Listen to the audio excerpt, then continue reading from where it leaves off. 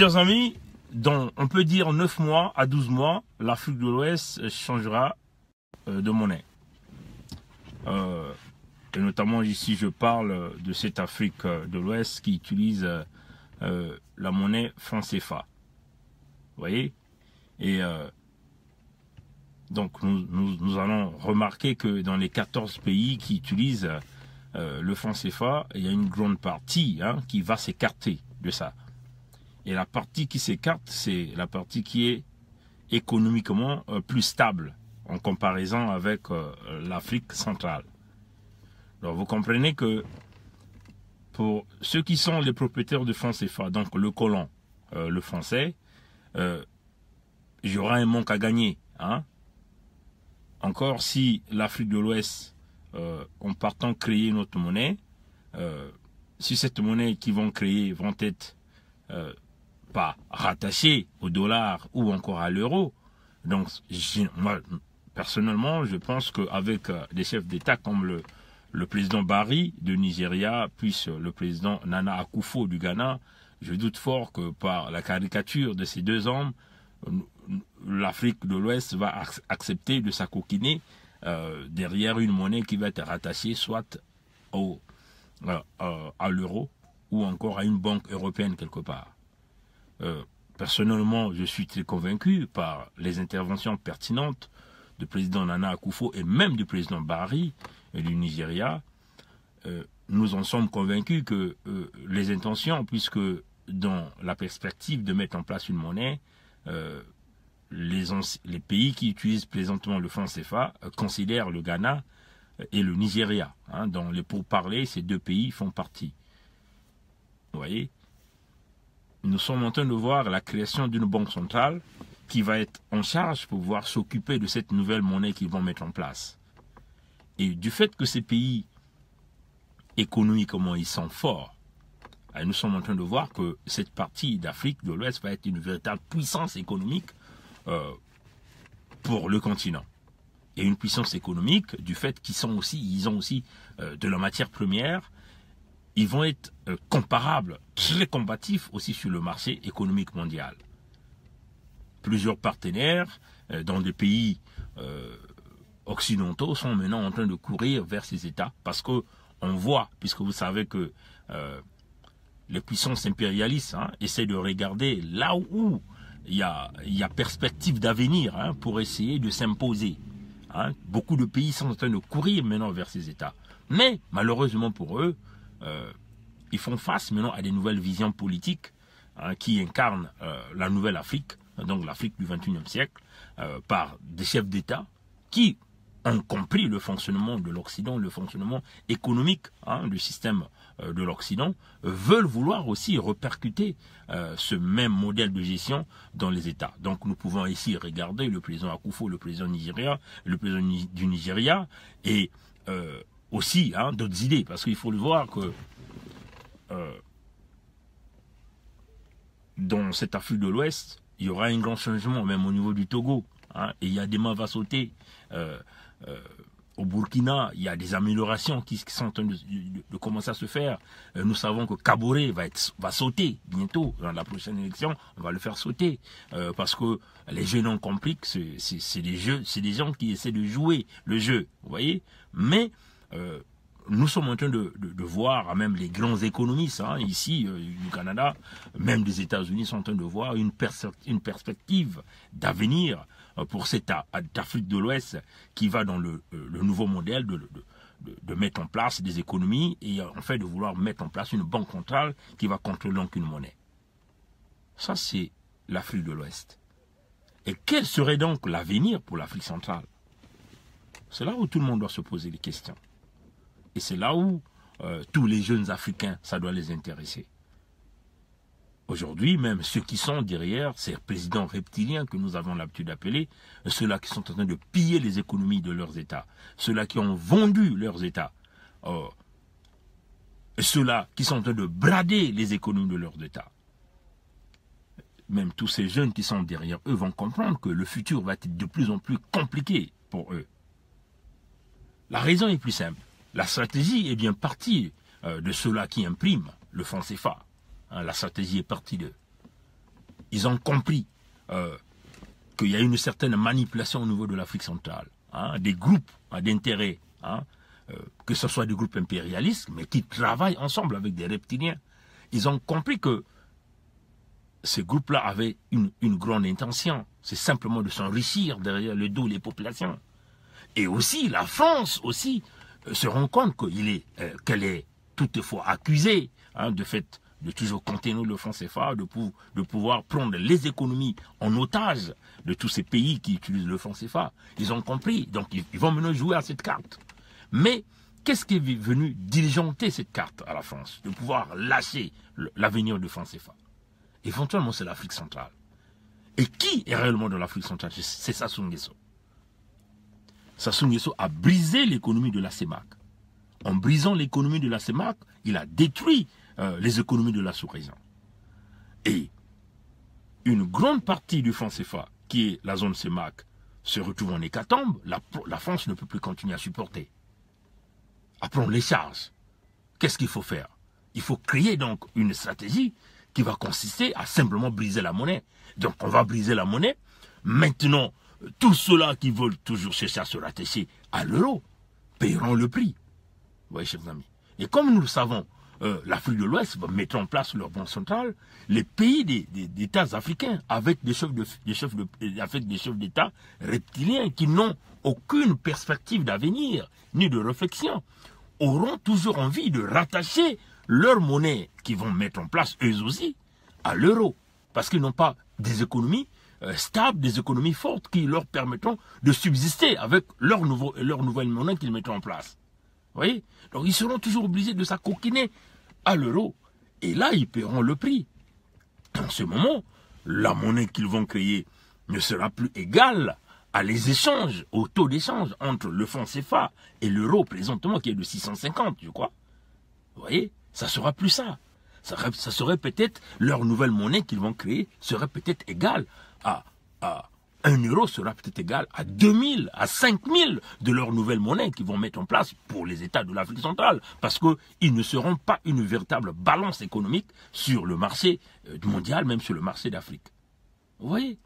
C'est là où on disait aux Congolais que Sassou ne représentait non pas seulement un véritable danger pour le Congo, mais un véritable danger pour la sous-région, un véritable danger pour l'Afrique et aussi un véritable danger pour l'international.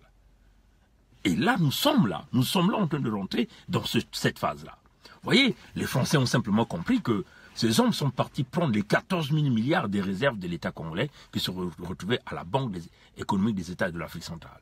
Mais tellement que les Nguesso sont trop bêtes, ils ne savent pas que chaque billet de banque est identifiable. Vous voyez? Donc tous les billets qui se retrouvaient au niveau de la BRC qui sont allés chercher, ils sont répertoriés. On sait où part ces billets. Et vous savez ce que les Français sont en train de faire présentement. Ils vont donc supprimer l'utilisation de ces billets-là sur le marché, en entendant que nous arrivons à cette dislocation du franc CFA vers la zone Afrique centrale et la zone Afrique de l'Ouest. Ils sont en train de répertorier tous ces billets-là. Et aussi, tous les billets qui ont déjà été distribués dans la zone CEMAC, notamment les billets qui ont été donnés au Congo, Brazzaville, éventuellement au Trésor public congolais. Tous ces billets-là, puisque nous savons que la grande partie de cet argent se retrouve dans des bunkers personnels. Donc tous ces billets-là seront identifiables. Et ça va être comme des billets qu'on appelle en anglais, on va flash. Vous voyez, donc c'est des billets, quand ça se retrouve quelque part dans des banques, on reconnaît que ce billet est devenu un billet obsolète, on ne peut plus l'utiliser, parce que c'est codifié. Vous voyez, chers amis.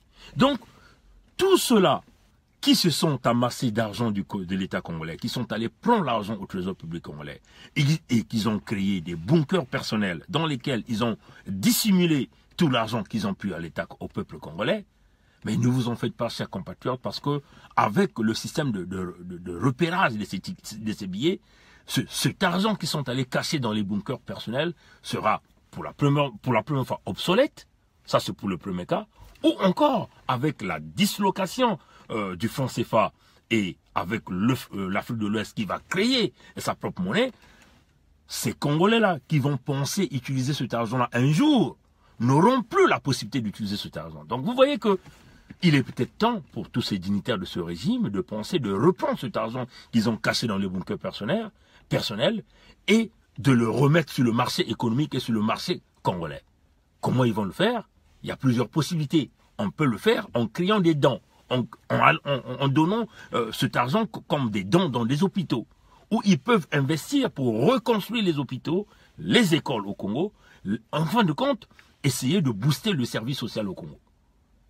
Et nous pouvons prendre par exemple un exemple, le nouveau président angolais qui vient d'arriver, vient de lancer cet ultimatum demandant à tous les Angolais, tous ceux-là qui ont volé l'argent du contribuable angolais, de ramener l'argent dans le pays. Et il a même dit qu'il y aura l'amnistie pour tous ceux-là qui vont faire ce genre de choses. Ramener l'argent du pays. Et il leur a donné une période pour le faire. En fin de compte, le président angolais est en train de prendre l'exemple du nouveau roi d'Arabie Saoudite. Vous voyez que il y a quelques mois, il y a plusieurs dignitaires de ce régime qui ont été placés dans un hôtel de luxe qui avait été considéré comme une prison. En fin de compte, on leur a simplement donné de remettre tout l'argent de la corruption qu'ils ont acquis au gouvernement saoudien pour que ça puisse aider. Et vous savez, ce projet a permis à ce roi, à ce jeune prince saoudien de récupérer plus de 100 milliards de dollars américains. Vous voyez, de l'argent du contribuable saoudien que les citoyens ont récupéré et qui faisaient des affaires dans la corruption, ainsi de suite. Vous voyez, chers amis.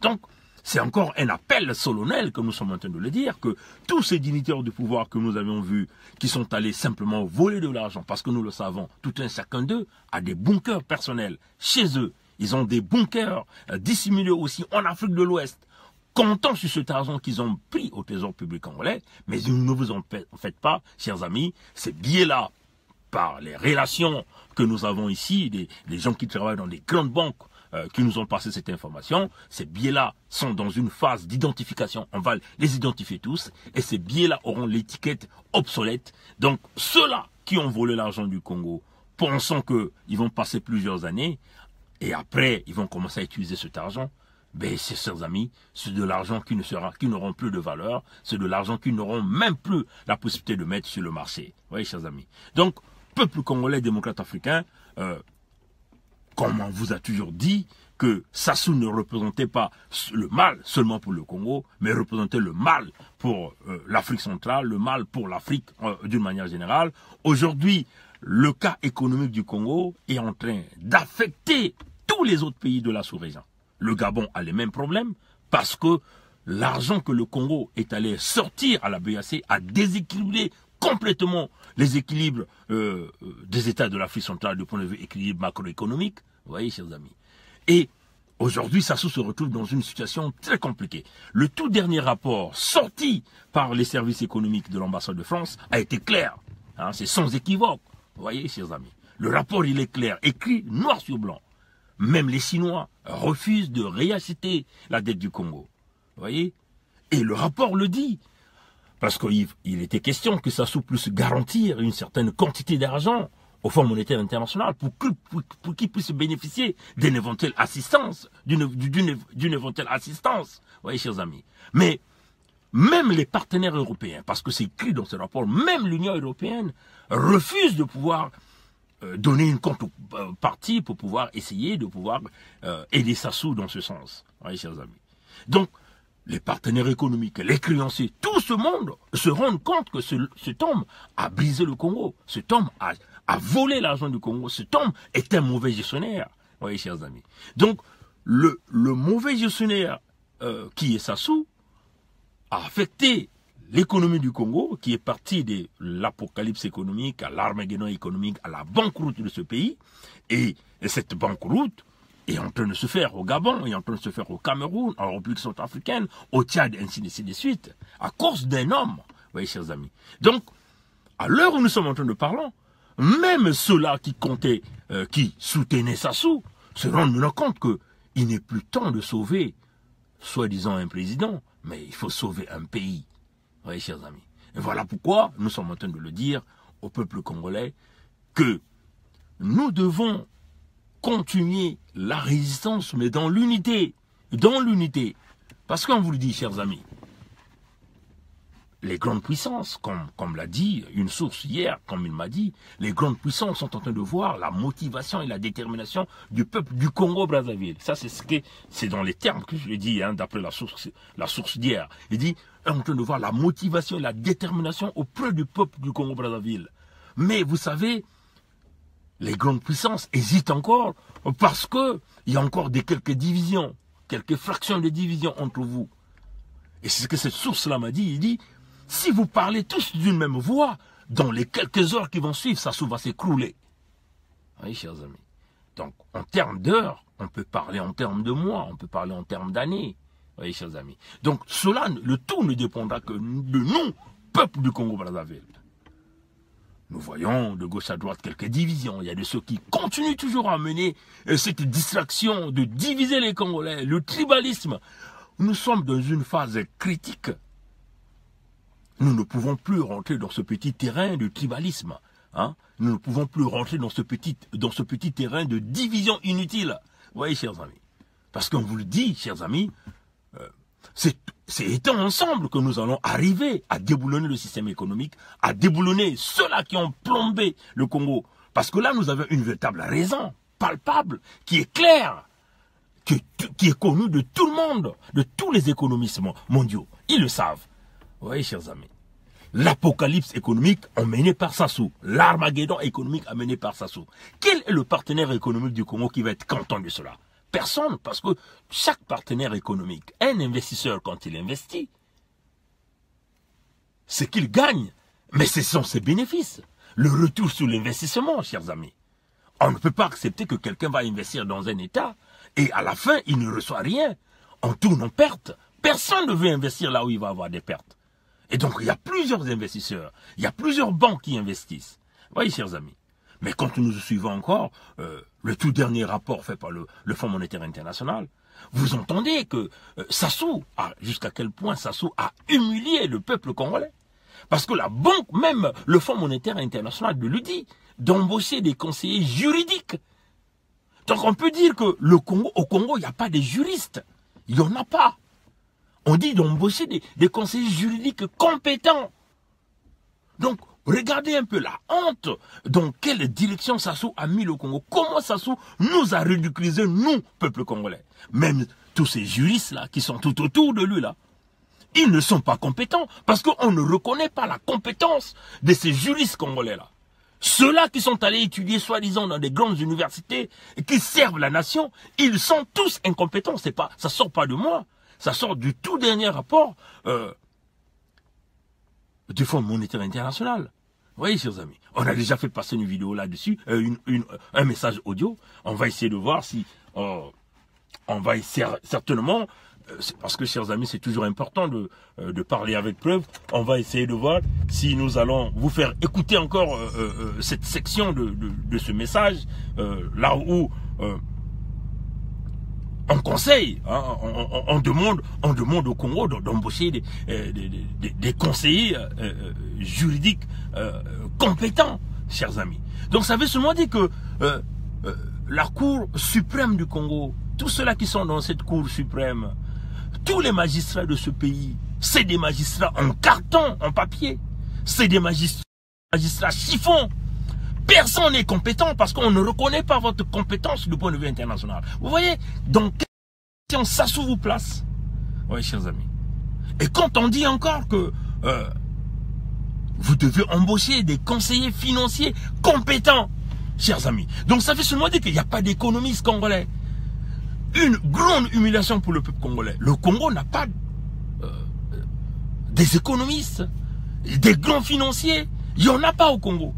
Vous voyez, chers amis. Donc, quand vous prenez toute cette classe des juristes incompétents, des économistes, des financiers incompétents, mais c'est une honte pour le Congo. Et ceux-là qui travaillent pour Sassou, je crois qu'ils ne doivent pas être fiers d'eux. Parce que vous êtes tous là, dans cette bloc, étant soi-disant des conseillers économiques et financiers, des conseillers juridiques, mais on ne vous reconnaît pas sur le plan, de point de vue international, sur le plan international. Vous êtes incompétents. Ça ne vient pas de moi, ça ne vient pas de Bernard Pongui, hein, chers amis. On va vous faire écouter ça parce que il va falloir que nous parlions toujours avec preuve à l'appui, hein, parce que pour qu'on ne dise pas que nous inventons des choses, vous voyez, chers amis.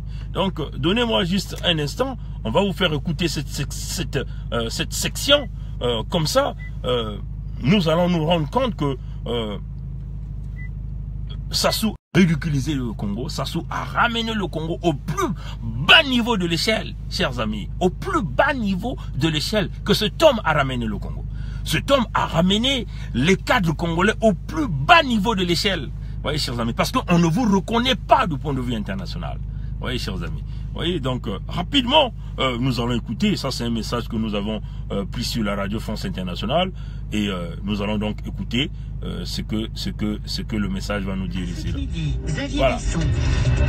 Bonjour. Les conclusions du FMI sont sans appel à propos du Congo-Brazzaville. Pour le Fonds monétaire international, le poids de la dette du pays est insoutenable et la lutte contre la corruption est trop faible. Bonjour à tous et bienvenue dans Afrique Midi. Congo-Brazzaville a des efforts à faire. C'est le Fonds monétaire international qui le dit.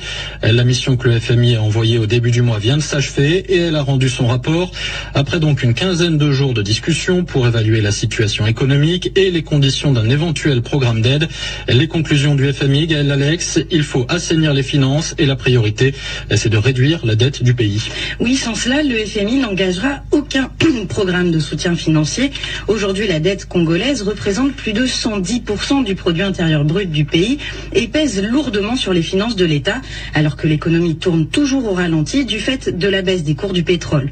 En clair, le Congo engrange moins de recettes qu'auparavant et une partie importante de ses dépenses vont au remboursement de sa dette. Conséquence, il y a d'abord une pénurie de liquidités dans le pays et d'autre part, les services sociaux en pâtissent, car évidemment, l'argent qui rembourse les créanciers représente autant de pertes pour les services et les investissements publics. Le FMI enjoint donc le Congo à renégocier sa dette FISA et l'institution l'encourage à recruter rapidement des conseillers juridiques et financiers compétents. Voilà. À cet effet. Bon, voilà. Donc, vous avez entendu, hein, d'embaucher des conseillers financiers et des conseillers juridiques et financiers compétents. Ça vient pas de moi, ça vient du Fonds monétaire international. Donc vous comprenez que c'est bien la réalité. Donc tous ces juristes-là qui portent leur soutane de magistrat au Congo, vous n'êtes pas compétents, vous êtes incompétents. C'est dit là, on ne vous reconnaît pas. Vous voyez? Donc vous n'êtes que des petits chiffons que ça prend, il froisse, il y jette. Et vous êtes là en train d'acclamer un roi qui n'est pas roi. Les économistes congolais, les Ondongo, tout ce monde-là, et tout le monde que je ne connais pas des noms, vous êtes tous incompétents parce qu'on ne vous reconnaît pas par l'international. On ne vous reconnaît pas. Vous êtes des petits chiffons, même des petits calculs économiques, formules économiques. Vous ne savez pas, même faire un petit calcul sur l'investissement, vous ne savez pas. Vous êtes tous des incompétents. Vous voyez, c'est dit là, c'est pas de moi. Vous voyez? Vous avez entendu, on dit que les liquidités sont rares dans le pays. Les liquidités sont rares parce qu'ils sont allés cacher les liquidités dans leur bunker personnel. C'est ça la réalité. L'argent ne circule pas parce que ces gens-là ont pris le Congo en otage. En prenant l'argent du Congo, ils se sont simplement dit qu'ils vont contrôler le Congolais. Vous voyez, chers amis. Alors, peuple congolais, c'est à nous de comprendre que nous faisons face à une bande bien organisée. Il faut le dire comme ça. Hein? C'est une bande criminelle bien organisée. Ils ont planifié la destruction économique du Congo. Ils ont planifié la destruction des hôpitaux, donc du système de santé. Ils ont planifié la destruction du système éducatif. Vous voyez, l'université est piétinée, complètement piétinée. Il n'y a pas d'évolution, chers amis. Alors, peuple congolais, revenons-nous. Regardons aujourd'hui, tout le monde n'en parle pas beaucoup. Hein? Les étudiants congolais, ces jeunes étudiants congolais qu'on a simplement déférés à la maison d'arrêt parce qu'ils sont à la recherche, ils ont fait la demande de leur bourse scolaire. Mes chers amis, nous sommes dans quel pays? Dans quel pays sommes-nous quand les étudiants demandent simplement leur bourse? Ils deviennent des ennemis. Mais nous nous disons sur quel motif ils ont été condamnés. L'atteinte encore à la sûreté de l'État, que Sassou et Okongakala sont allés incarcérer ces jeunes étudiants congolais à la maison d'arrêt de Brazzaville. avec des prisonniers économiques dans les mêmes cellules, avec des prisonniers qui ont commis des crimes de sang dans les mêmes cellules, avec les jeunes intellectuels étudiants congolais qui ont simplement réclamé leur bourse. Chers amis, ça pousse à réfléchir. Mais pour que nous puissions réfléchir, chers amis, laissons de côté nos égos d'ethnie, hein, de telle région. Ça va pas avancer les choses. C'est ça qui fait encore des blocus au niveau de cette diplomatie que vous avez, puisque vous faites souvent confiance à cette diplomatie. Parce que, personnellement, par les sources que nous avons, on nous a toujours dit, vous savez, la diplomatie vient toujours en retard. Hein? Pour que aussi vous arrivez à regrouper toute cette diplomatie derrière vous, ou de parler de votre cas, il faut que cette diplomatie se rende compte que il y a le feu qui brûle. Et c'est à ce moment que cette diplomatie va se lever. Vous voyez, chers amis. Donc, dans votre diplomatie, prenez aussi en considération l'équilibre des forces militaires. Parce qu'on vous le dit, chers amis, ces gens-là, ils sont revenus au pouvoir au Congo par la guerre. Ils se sont préparés à faire la guerre. Et ils continuent de le faire. Mais la toute dernière déclaration que notre frère Elvis Kakou venait de publier, du représentant de Ntoumi, dans leur truc de comité d'ad hoc, dans les accords de huis clos qu'ils ont eu à faire, ces déclarations sont claires. Il est clair dans ces messages. On va essayer de voir ça, si on va encore vous faire jouer ça, parce que, chers amis, c'est toujours nécessaire de vous faire écouter tous ces messages ici, parce que vous devez comprendre que nous faisons face à des gens qui ne respectent aucun accord au Congo. Et si vous faites affaire avec des gens pareils, vous comprenez que vous n'irez pas trop loin. Hein, parce que cet homme n'a jamais rien respecté au Congo. On dit bien rien respecté au Congo. Et vous ne pouvez pas compter sur quelqu'un qui n'a jamais rien respecté au Congo. Hein. Aucune parole cet homme est capable de respecter. Vous voyez? Donc, donnez-moi juste un instant, je suis en train de chercher ce message publié par notre frère Elvis Kakou. On va le jouer, on va l'entendre là. Mais nous allons entendre ce message audio des gens de Ntoumi qui se plaignent, hein, qui se plaignent. Conseil national des Républicains. Voilà. Déclaration du comité de pilotage de paix et de suivi de l'accord du 23 décembre 2017 à Kinkala. Nous, comité de pilotage de paix et de suivi de l'accord du 23 décembre 2017 à Kinkala, mis en place par le révérend pasteur Ntoumi, d'après le communiqué final, demandait son implication directe. Constatant que aucun acte n'est pris, annulant les poursuites judiciaires, aucune modalité pratique n'est mise en œuvre, car les dispositions de combat restent telles. La libre circulation des personnes et des biens n'est pas encore effective, car les barrières érigées par les militaires demeurent encore. Les éléments de la force publique continuent alors à embrigader les populations dans le pôle, avec le libre circulation des personnes et des biens n'est pas encore effective, car les barrières érigées par les militaires demeurent encore. Les éléments de la force publique continuent alors à embrigader les populations dans le pôle, avec le contrôle strict des pièces d'identité aux passagers, et ils exigent à chaque barrage 500 francs ou 1000 francs CFA à celui qui n'a pas cette pièce, et aussi une certaine somme d'argent aux véhicules de transport. Et donc ça devient un fonds de commerce pour les militaires. L'état de sinistre de la population est toujours resté le même. Les détenus sont toujours dans les geôles. Les troupes ne sont ni retirées ni redéployées. Les militaires continuent de poser les actes suscitant la révolte des ex-combattants pour les pousser de repartir à la case départ. Le cas du mardi 20 février 2018 à Mpassamine dans le district de Mindouli, où le chef de détachement des forces armées congolaises a tiré à balles réelles sur un ex-combattant, et nous suspectons quelques mouvements des militaires qui attirent notre attention. Des faux ex-combattants sont pris à l'UTT et emmenés à Kinkala par des commissions parallèles que nous demandons qu'elles arrêtent leurs activités. Alors que la commission habilitée pour traiter de toutes les questions de paix est à pied d'œuvre. Nous demandons au gouvernement de vite diligenter le processus de paix afin de barrer la route aux ennemis de la paix. À cet effet, nous prenons l'opinion nationale et internationale à témoin. Pour le comité, le coordonnateur. Bon voilà, chers amis, vous avez entendu tout ça. Mais nous, on vous a toujours dit la vérité. On nous a toujours dit, Sassou n'est pas un homme de parole. Vous avez fait plusieurs dialogues, Evo, Dolisie, Sibiti, Brazzaville. Vous êtes partis encore faire les accords à huis clos. Ben, nous en sommes là, c'est ça les résultats. On vous avait déjà prévenu que cet homme ne respecte aucune parole, même ses propres signatures, il ne le respecte jamais. Cet homme se croit le roi du Congo, le plus puissant, le tout puissant du Congo. Oui, chers amis. Que les gens d'Untoumi se mettent encore à nous insulter, comme ils ont l'habitude de le faire. La preuve est là. Le pôle est toujours militarisé. On continue à arnaquer les populations. Mais on dit encore, même s'il y a encore des populations qui sont reparties, parce que nous en doutions fort que les populations sont reparties.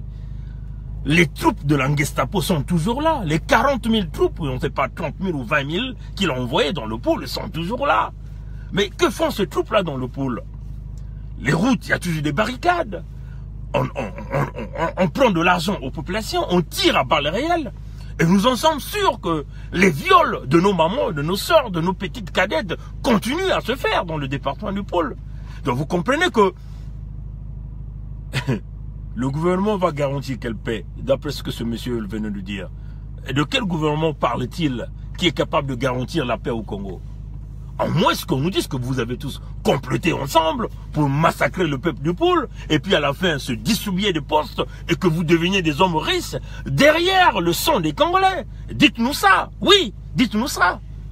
Alors, peuple congolais, nous comprenons que nous faisons face à des hommes qui ne respectent. Regardez, si vous faites affaire à un homme comme Sassou, il n'a jamais même physiquement participé à un quelconque dialogue. Oui, chers amis.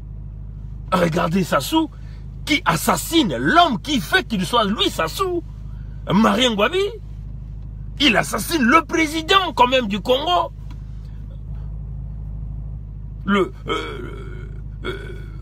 Massamba Deba. Hein? Il assassine Fulbert Youlou. Chers amis, alors vous comprenez que cet homme, c'est quelqu'un de normal. Hein? Même Mokoko qui lui a servi, il le prend, il le jette en prison. Okombi qui a utilisé les armes pour massacrer les amis congolais, pour lui, qui a travaillé pour lui, il le jette en prison. La toute dernière arrestation, mais c'est celui de Dabira, son fidèle combattant et citoyen, celui-là qui a contribué dans le plan de la destruction du Congo. L'un des bâtisseurs de ce plan, de la destruction du Congo, il est là dans les geôles. Et vous nous dites que cet homme va respecter quel plan, quel projet qu'il va respecter, hein? La seule façon de venir à exterminer ce reptilien de la mauvaise espèce de Sassou, c'est de lui imposer une force militaire et qui est une fois supérieure à sa Gestapo. C'est cela, chers amis. Vous comprenez que si vous arrivez à exploser une première bombe qui tombe dans les cimetières de ses parents à Oyo, il va tailler la zone. Vous croyez que Sassou aimerait voir que la tombe de Edith a été explosée? Sassou aimerait voir que la tombe de Poro Poro, son père, ou de sa maman Moebara, et cette femme qui a mis au monde un reptilien de la mauvaise espèce qui est en train de briser la vie des citoyens du Congo-Brazzaville, il sera content. Il va tailler la zone, chers amis. Il va tailler la zone. Donc, comme lui, Sassou, il a toujours fait. Hein. Il se maintient à cause de la guerre. Il fait la guerre et il se maintient. Il utilise la diplomatie corruptive. À la fin, il fait d'abord ses actions et il utilise la diplomatie corruptive. En 1997, il l'a fait. Il est venu imposer la guerre. Il a utilisé le pétrole comme la corruption pour corrompre la diplomatie. chers amis, nous avons tous le même cerveau. On peut faire le principe d'inverse, renverser la pyramide. Nous aussi, nous venons avec la force, on lui impose la force et nous allons utiliser la diplomatie d'ajustement. Vous voyez, chers amis, c'est cela la solution pour l'affaire du Congo. Parce qu'un homme qui a volé, qui a brisé les économies, les rêves de tous les jeunes Congolais, de tous les papas congolais, parce qu'il faut le dire, même ceux-là qui ont travaillé, qui ont contribué leur argent, n'arrivent plus à récupérer leur argent, parce que leur argent a été simplement volé, chers amis. Et il fait le chantage avec le peuple congolais, avec cette affaire de FMI, sachant qu'il n'aura pas l'argent, il faut que tout nous rend avec le peuple congolais. Et vous croyez que cet homme comme ça, vous allez le chasser comment? La diplomatie. Il faut que la diplomatie vienne avant. Il faut lui imposer la force. Vous le frappez fort. Vous frappez Sassou fort à domicile. C'est ce que nous on a toujours dit. Vous frappez Sassou à domicile. Quand vous le frappez à domicile, quand il voit qu'aucun avion ne peut même atterrir à Olombo, Sassou taille la zone dès les premières secondes. Et c'est cette façon que nous allons arriver à bout de cet homme. Vous voyez, chers amis. Parce que c'est qui est vrai. Sassou demeure encore le joker de la France. Même quand la France essaie de l'exposer par le rapport financier du Conseil économique de l'ambassade de France. Mais la France essaie de tâtonner pour regarder quelle est la réaction du peuple congolais. Si nous sommes toujours dans nos mutismes, reculer, attendre que d'autres personnes viennent se battre à notre place, cela n'arrivera pas. Ils vont attendre que Sassou meure dans les honneurs, ils vont venir tous ensemble avec leurs cravates, de criminels en cravate dans les parlements européens ou les parlements occidentaux pour venir enterrer Sassou et à la fin décider de qui prendra le pouvoir après. Les enfants de Sassou, certainement, il y a des clans qui vont se former. Et les généraux de Sassou, il y a des clans qui vont se former. Ils vont se battre, les plus forts vont récupérer le pouvoir. Éventuellement, cette diplomatie corruptive va être utilisée pour décider, imposer quelqu'un au pouvoir au Congo. Or, pour prévenir ça, pour éviter ça, il faut brûler Oyo, brûler Olombo. Et si vous brûlez Oyo, brûlez Olombo, la diplomatie corruptive n'aura plus de choix. C'est de se mettre pour dire, ben, cet homme, il a déjà tout volé, ben, il ne représente plus rien, il est temps peut-être pour lui de partir.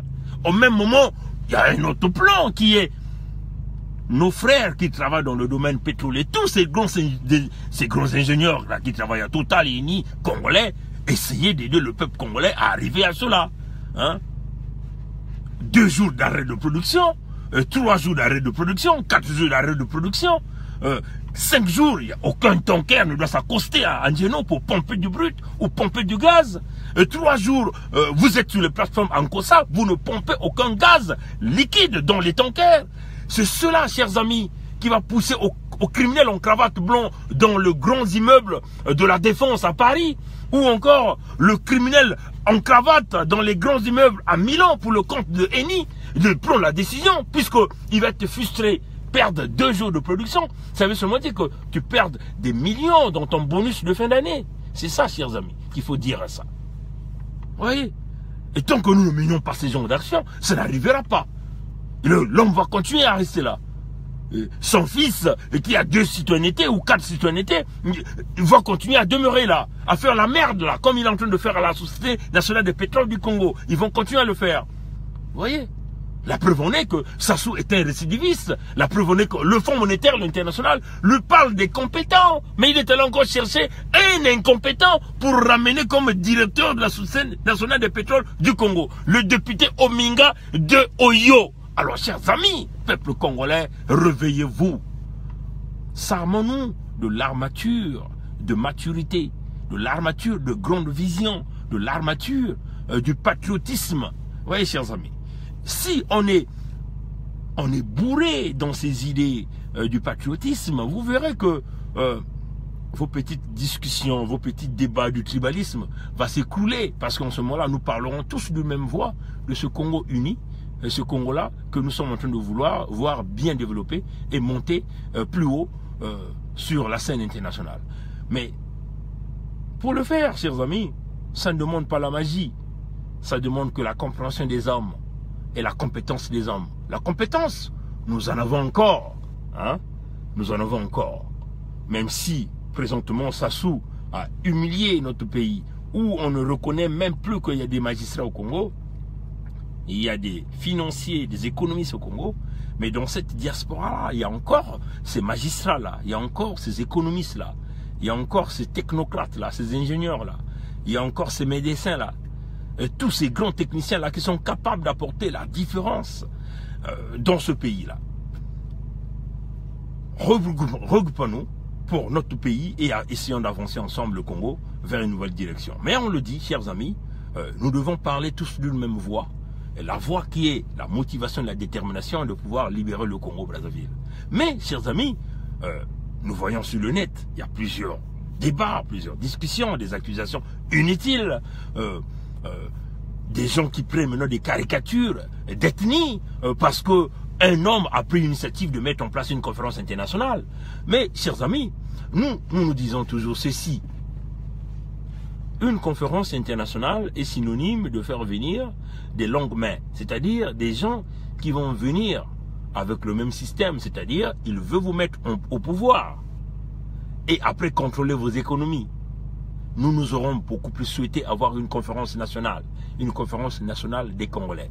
Mais pour y avoir, pour arriver là, utilisez vos relations que vous avez et qui sont en train de vous soutenir pour cette conférence internationale pour que vos relations vous permettent de libérer les prisonniers politiques. Vous ne pouvez pas aller dans une grande réunion que vous êtes en train d'inventer sans pourtant les prisonniers politiques.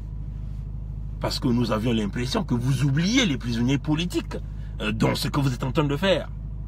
Chers amis, Mokoko à lui seul et Okombi Salissa ont été des candidats à l'élection présidentielle. Donc ils ont eu une certaine popularité. Les Congolais ont voté pour eux. Tous les deux, ils peuvent représenter plus de 60% de la population de ceux qui sont au Congo. Leur présence à votre conférence, là, que vous êtes en train d'organiser, donnerait de la crédibilité à votre conférence. C'est-à-dire, leur présence ferait que ceux-là qui représentent les 70% des voix de ceux qui sont au Congo, ferait que les Congolais partent d'une même voix avec ceux de l'étranger. Mais si vous faites un truc, ceux-là ne sont pas là-dedans, alors nous pensons que ça sera encore de l'échec, comme d'ailleurs ce que vous avez fait avec les assises, comme d'ailleurs ce que vous avez fait avec la conférence des Congolais de l'étranger. Mais vous voyez, chers amis, ça n'a pas abouti à quelque chose. Vous voyez, chers amis. Mais nous pensons, et que si nous avions ces gens-là avec nous, et nous allons changer ce titre de cette conférence que vous dites internationale, on parlera de ça, de la conférence des Congolais de l'étranger, ou la conférence des Congolais tout simplement. Vous voyez, chers amis. Et cela nous permettait tous de parler d'une même voix. Et s'il y a des partenaires qui viennent, nous verrons, ces partenaires-là viennent pour faire quoi? Et quelle est leur contribution? Et qu'est-ce qu'ils voudraient de nous après? Parce que le Congo ne sera plus un pays à brader, à simplement à les donner, parce que vous avez des gens qui vous ont mis comme les rois de ce pays. Ça ne se fera plus avec la nouvelle génération. Et nous voyons la politique, dans la vision politique de tous ces jeunes combattants, de ces jeunes résistants, de ces jeunes Congolais qui se battent sur le terrain nuit et jour. Vous voyez, chers amis, c'est la nouvelle vision. Voilà pourquoi nous proposerons, si jamais il y a une grande assemblée des Congolais qui se retrouvent, que nous appelons la conférence nationale numéro 2, nous proposerons de mettre en place un moratoire. Un moratoire sur la politique congolaise, c'est-à-dire toute cette classe politique qui a contribué de près ou de loin à briser le Congo ne pourront plus exercer le métier politique, ne pourront plus faire de la politique.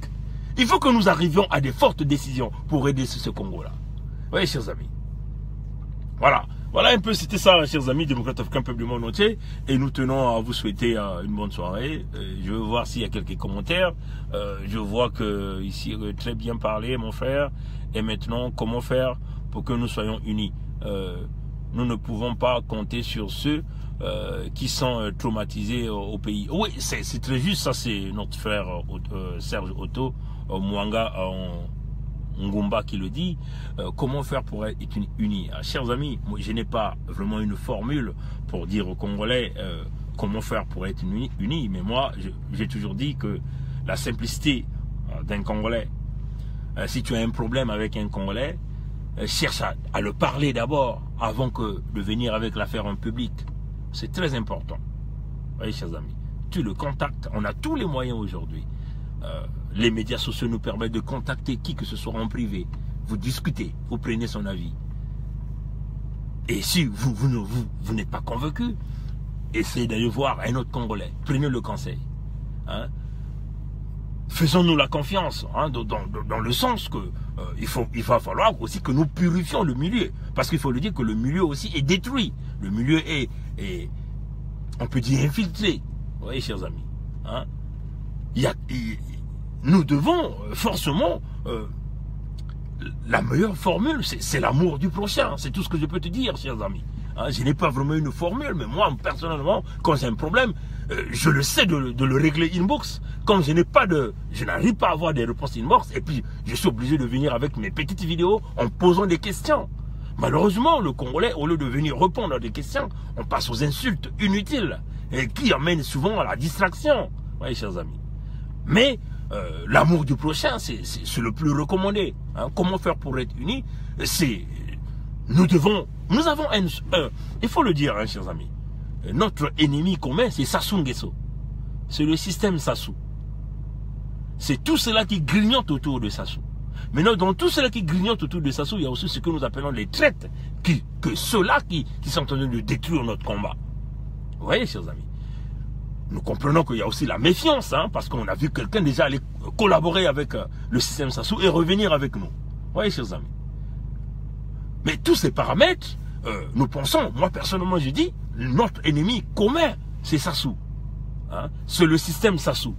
Donc si nous pouvons converger toutes nos énergies vers Sassou, vers le système Sassou, ça serait la meilleure chose. Et que nous parlions tous d'une même voix. Oui, chers amis, c'est surtout ça. On peut avoir nos différences, mais pour la libération du Congo, parlons d'une même voix. Parlons du Congo et non de l'ethnie, hein, chers amis. Parlons du Congo, parce que c'est ça qui nous unifie, cette nation, le Congo-Brazzaville. Voilà. Donc, je vais encore essayer de regarder. Bon, ok. D'abord la bonne volonté, ok, papa, et de mettre. Ok, bon, ça c'est pas grave. Je vais regarder. Je n'ai pas d'autres questions ici. Bon, voilà. Quel répertoire? Ok. Bon, j'ai pas. Bon, c'est l'unique question qui avait été posée par notre frère. Mais en tout cas, chers compatriotes, merci d'avoir suivi ce direct. On s'excuse tout le temps que nous avions fait au début avant d'arriver ici, mais il était toujours nécessaire de tenir des discours comme ça, étant parqué quelque part. Et nous vous disons merci d'avoir suivi la vidéo, et que Dieu nous garde, Dieu nous bénisse, et que nous devons savoir que, chers amis, nous avons là le devoir, nous avons là l'obligation, hein, de libérer le Congo. Vous voyez, chers amis, nous avons là l'obligation et le devoir de libérer le Congo.